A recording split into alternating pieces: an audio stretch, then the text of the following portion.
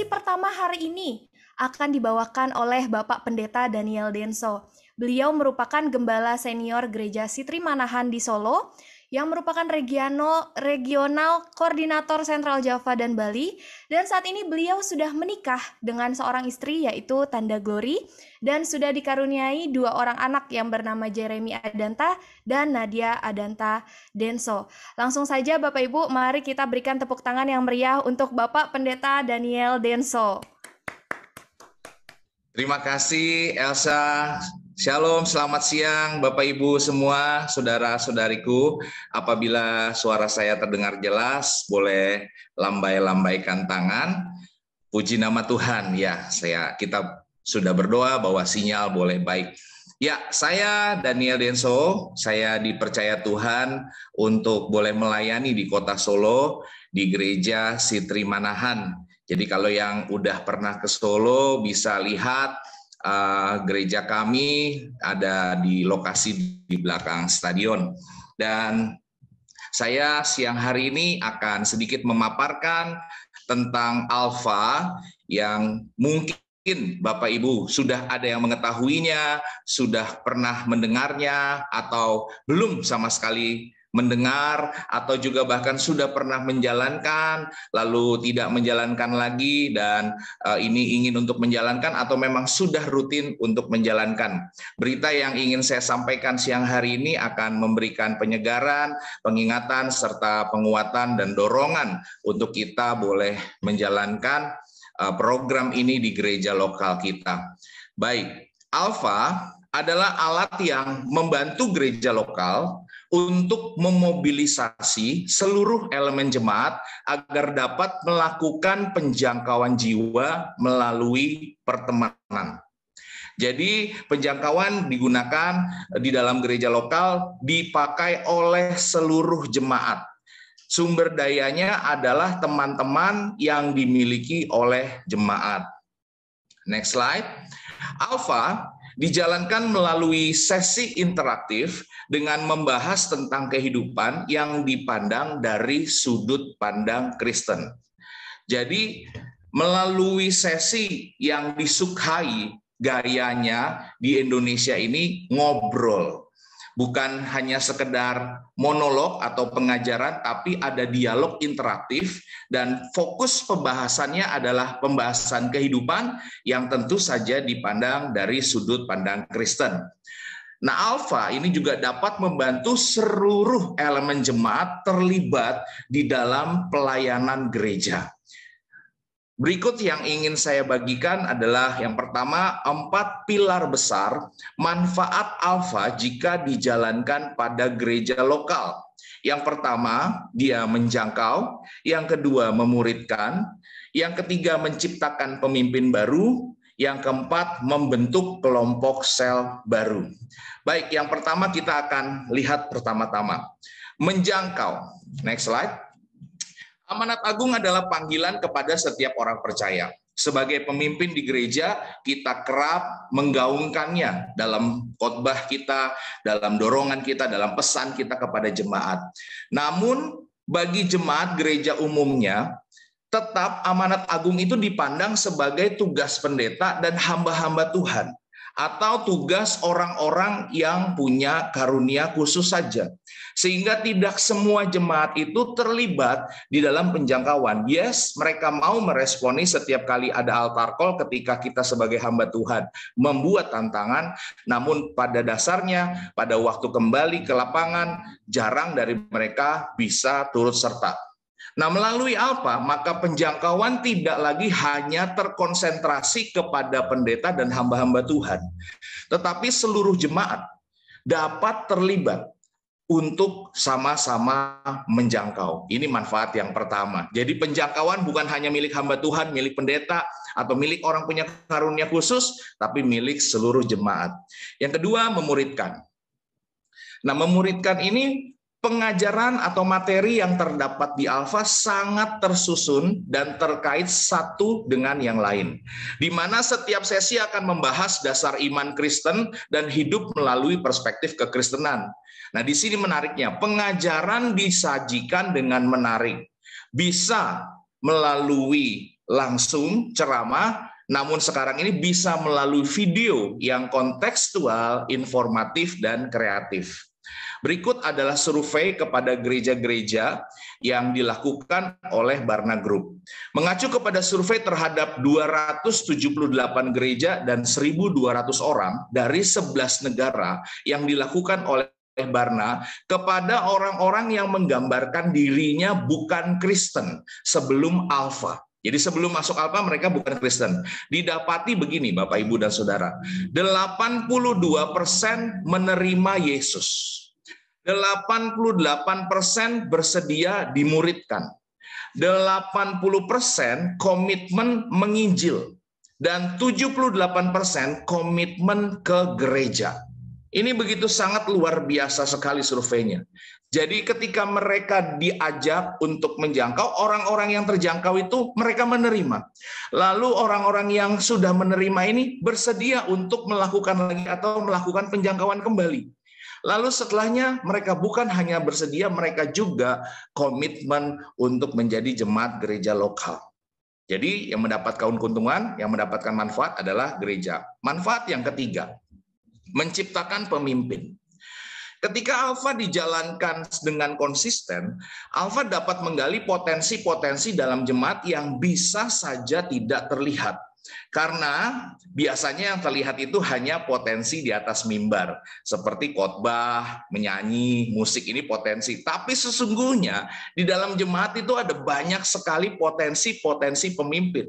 Potensi memimpin kelompok kecil contohnya, potensi memimpin tim doa, potensi memimpin tim visitasi, memimpin tim kreatif, pemimpin hospitality, media. Ini bisa tergali ketika gereja menjalankan Alpha.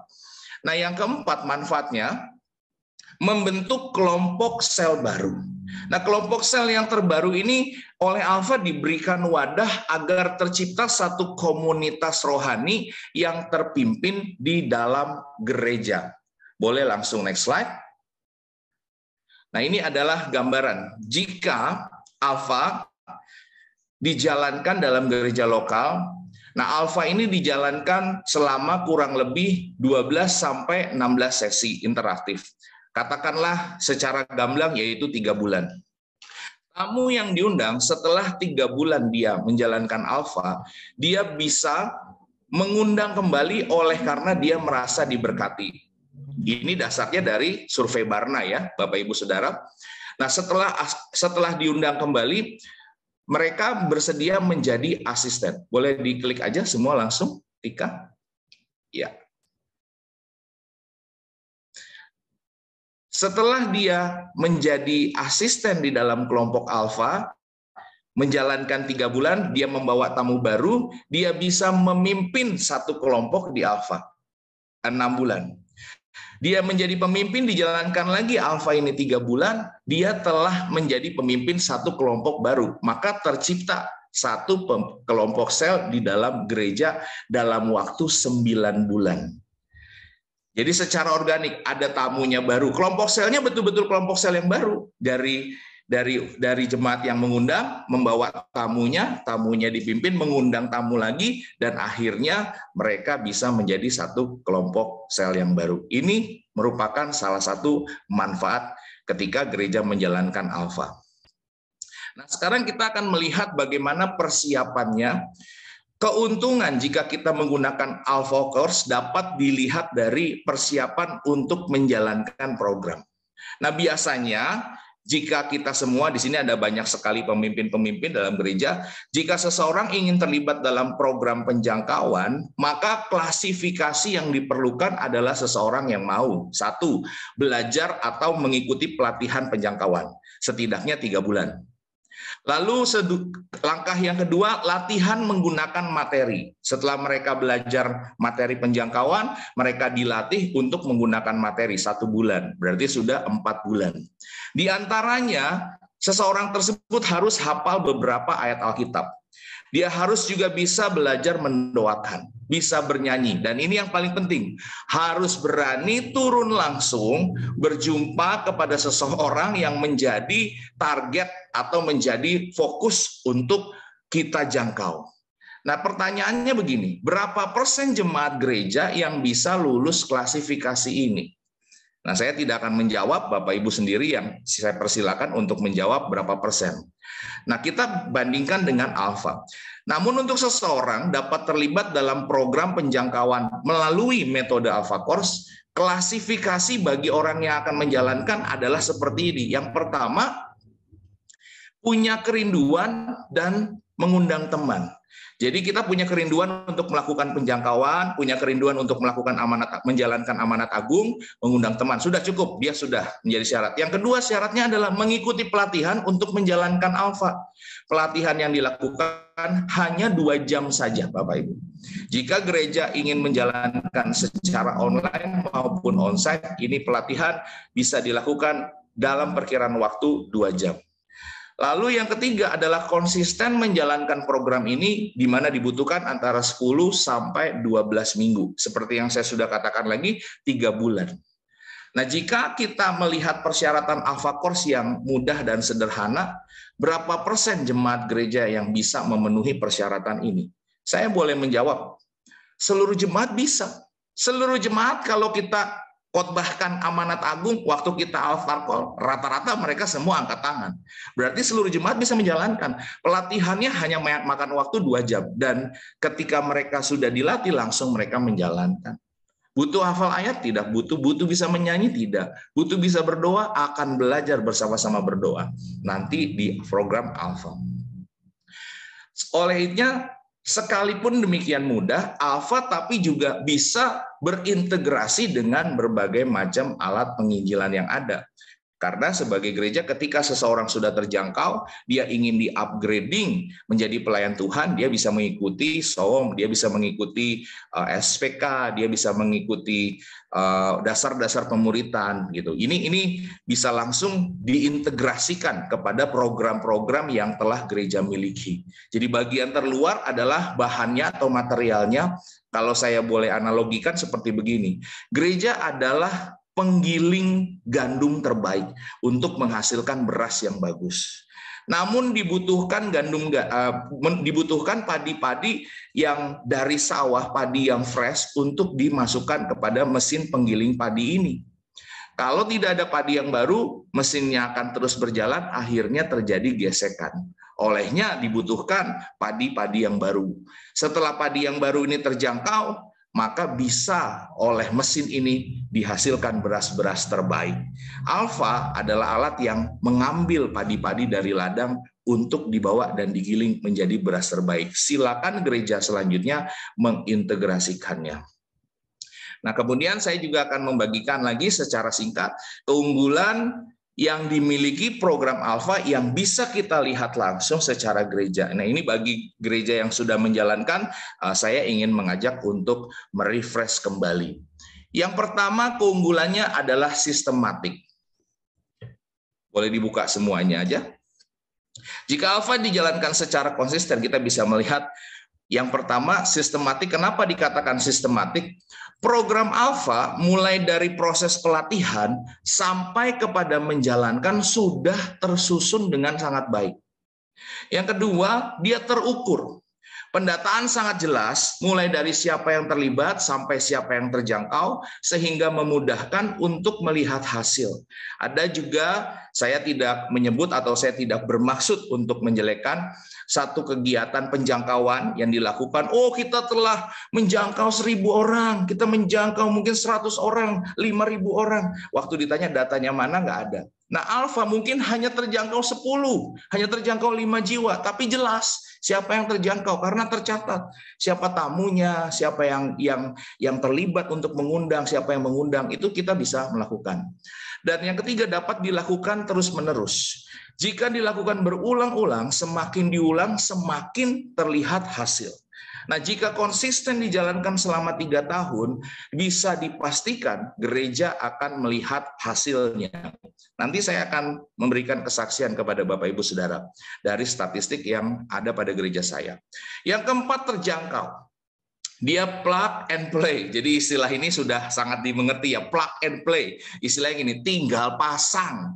Dapat dilakukan oleh seluruh gereja, baik gereja besar maupun gereja perintisan, juga gereja kota sampai dengan gereja di desa. Bisa, semua bisa melakukannya. Dan ini ada banyak sekali juga kesaksian, dan ini juga mungkin Bapak Ibu di sini yang terlibat juga bisa memberikan kesaksian.